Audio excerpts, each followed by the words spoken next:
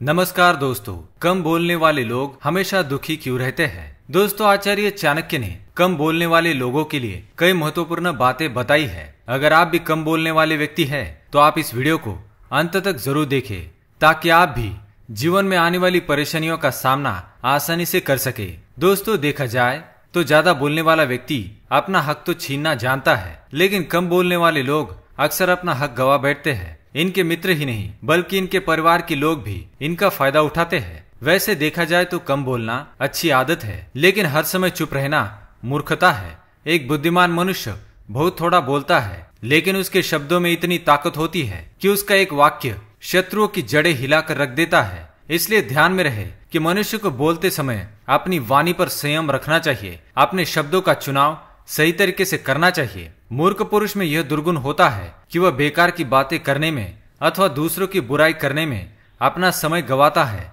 इनकी इसी आदत के कारण लोग इन्हें पागल अथवा मूर्ख समझते हैं और इनके साथ किसी भी विषय पर चर्चा करना पसंद नहीं करते। लेकिन आचार्य चाणक्य ने कम बोलने के कई नुकसान भी बताए हैं। साथ ही चाणक्य ने कम बोलने वाले व्यक्ति के लिए एक बहुत ही महत्वपूर्ण बात कही है। अगर आप कम बोलने वाले व्यक्ति हैं, तो चाणक्य द्वारा कही गई इस बात को अवश्य ध्यान में रखें। आइए आपको बताते हैं कि कम बोलने वाले व्यक्ति को कौन से नुकसान उठाने पड़ते हैं, और इसके बाद हम जानेंगे चाणक्य की वह बात जो हर कम बोलने वाले व्यक्ति को अवश्य ध्यान में रखनी चाहिए। लेकिन दोस्तों, अगर आपने चैनल को सब्सक्राइब नहीं किया है तो इसे सब्सक्राइब कर लीजिए ताकि आप ऐसी मोटिवेशनल वीडियोस देख सके।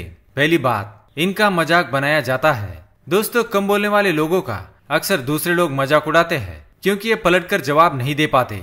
वैसे इनका मजाक उड़ाने वाले लोग खुद किसी काम के नहीं होते, लेकिन उन्हें कम बोलने वाले लोगों के शांत स्वभाव का फायदा उठाना आता है। कम बोलने वाले लोग विवाद करना पसंद नहीं करते, इसी कारण ये किसी को पलटकर जवाब नहीं देते और चुप रहते हैं। दूसरी बात, गुस्सा न कर पाना।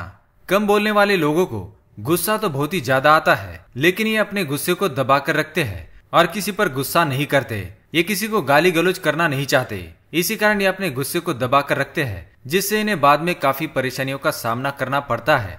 तीसरी बात, अपने हक के लिए न लड़ पाना। कम बोलने वाले लोग अपने हक के लिए नहीं लड़ पाते। ज्यादा बोलने वाले लोग दूसरों के ऊपर जोर जबरदस्ती करके अपना हक तो छीनना जानते हैं, लेकिन कम बोलने वाले लोग अपना हक गवा बैठते हैं, बल्कि ये खुद अपना हक दूसरों को दे देते हैं। इसलिए इन्हें बहुत सारी परेशानियों का सामना करना पड़ता है।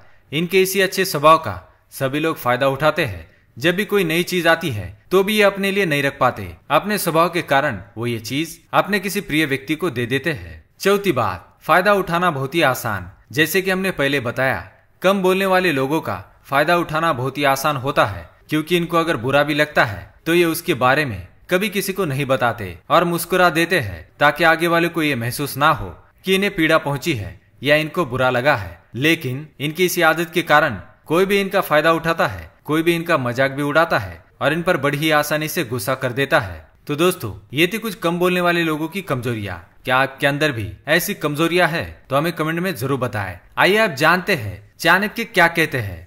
तावन मौनेन नियंते कोकिलश्चैव वासराः यावत् सर्वं जनानंददायिनी वांग प्रवर्तते। इस श्लोक में आचार्य चाणक्य ने एक कम बोलने वाले तथा ज्यादा बोलने वाले व्यक्ति के लिए महत्वपूर्ण बात कही है। चाणक्य के अनुसार, जैसे कोयल पक्षी तब तक मौन रहता है जब तक कि उसकी मधुर वाणी नहीं फूट पड़ती, बल्कि इसके विपरीत कौवा एक ऐसा पक्षी है जो मुसीबत आए ना आए अपनी कर्कश वाणी दूसरों को सुनाता रहता है। अर्थात मनुष्य को कोयल की तरह तभी बोलना चाहिए जबकि उसकी बात महत्वपूर्ण न हो। निरर्थक बातें करने से व्यक्ति की तुलना कौवे से की जाती है, लेकिन चाणक्य के अनुसार मनुष्य को तब तक ही सीधा और सरल व्यवहार करना चाहिए जब तक कि सामने वाला व्यक्ति उस लायक हो।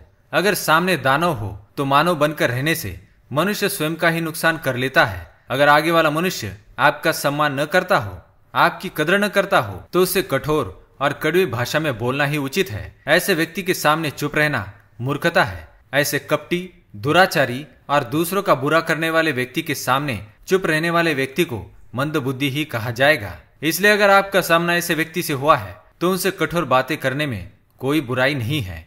तो दोस्तों, ये थी वो महत्वपूर्ण बात जो आचार्य चाणक्य ने कम बोलने वाले लोगों को कही है। अगर आप भी कम बोलने वाले व्यक्ति हैं तो कमेंट में जरूर बताएं। धन्यवाद।